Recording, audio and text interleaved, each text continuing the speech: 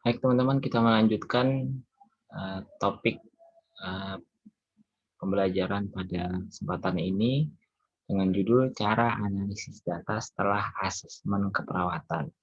Di video-video sebelumnya kita sudah banyak membahas tentang apa itu asesmen keperawatan, terkait dengan data-datanya, kemudian bagaimana teknik dalam kita melakukan asesmen keperawatan. Nah, setelah data-data tersebut terkumpul, lalu bagaimana cara kita untuk mendapatkan suatu eh, rumusan yang nanti akan membangun sebuah perencanaan keperawatan yang dimulai dari penegakan diagnosis keperawatan.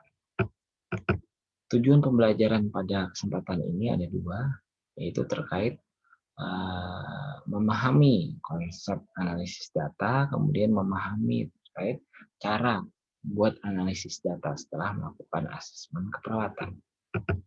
Konsepnya begini, teman-teman semua.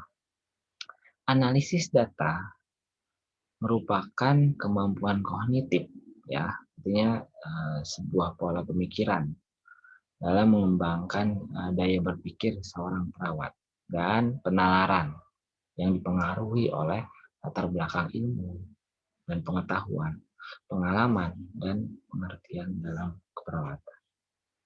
Di sini, latar belakang ilmu yang ada dalam setiap orang perawat akan pasti berbeda.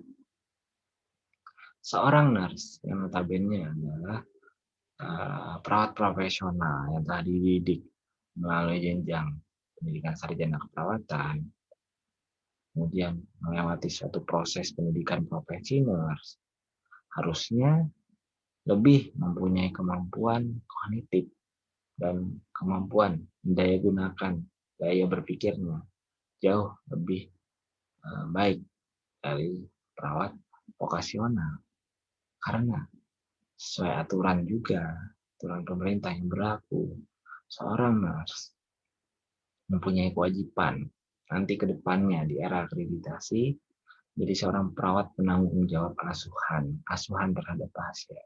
Ini tidak mudah, makanya diwajibkan mempunyai pengetahuan, pengalaman, serta latar belakang ilmu yang dibuktikan dengan level jenjang pendidikan yang mumpuni. Oke. Dalam proses melakukan analisis data diperlukan kemampuan mengaitkan data satu sama lain, menghubungkan data satu sama lain dengan konsep, membandingkan data yang kita peroleh dengan keadaan normalnya, nilai normalnya, sehingga di situ bisa ditarik suatu kondisi di mana ketidaknormalan, ketidaksesuaian dengan fisiologi itu berupa data yang menunjang untuk mengangkat suatu masalah keperawatan. Kemudian diperlukan kita memahami teori dan prinsip yang relevan untuk membuat sebuah kesimpulan dalam menentukan masalah keperawatan pada pasien. Lalu bagaimana caranya? Nah, ini caranya teman-teman. Pertama, hasil asesmen tersebut berupa sebuah data pasti. Namun, kita harus memvalidasi data tersebut. Kita teliti kembali data yang sudah terkumpul. Apakah sudah cukup representatif untuk membuat suatu perencanaan yang dimulai dari penegakan diagnosis tentunya. Apakah sudah cukup? Apakah sudah relevan? Sudah akurat? Sudah nyata? Jika masih kurang, maka bisa kita tambahkan dengan kita melakukan asesmen kembali untuk menunjang data-data tersebut. Jika sudah, maka kita bisa melanjutkan untuk mengelompokkan data-data tersebut berdasarkan kebutuhan bio, psikososial, dan spiritualnya. Ya, data-data yang komplit tadi yang sudah tervalidasi kemudian kita kelompokkan sesuai dengan kebutuhan biologi, psikologi, sosial, dan spiritualnya. Nah, setelah terkelompok, lalu kita membandingkan dengan standar. Standar ini dapat berupa nilai fisiologis, nilai normal, kondisi fisiologis pada pasien. Ya, nah Setelah dibandingkan, kita akan muncul kesenjangan. Artinya fisiologisnya bagaimana, nilai normalnya bagaimana, tapi kondisi pasien begini, rentang normal, nilai rentang kondisi sakit pasien atau keadaan pasien terkini.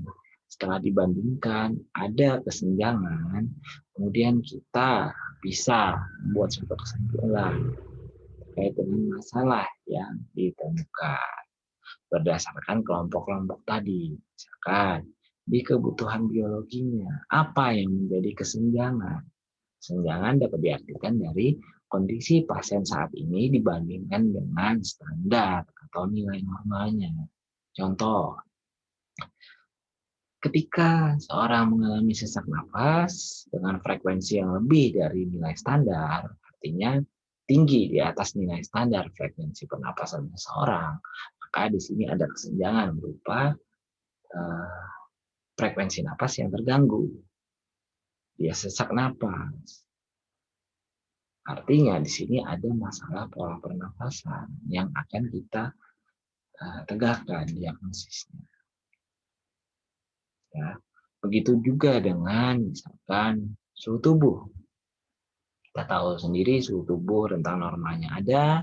Ketika kita melakukan asesmen ke pasien menemukan data suhu tubuh pasien meningkat, sudah kita cross check divalidasi emang panas pasiennya, kemudian kita kelompokkan menjadi kebutuhan biologis, lalu kita bandingkan dengan nilai normal suhu tubuh, oh ternyata memang ada masalah di suhu tubuh pasien yang tinggi.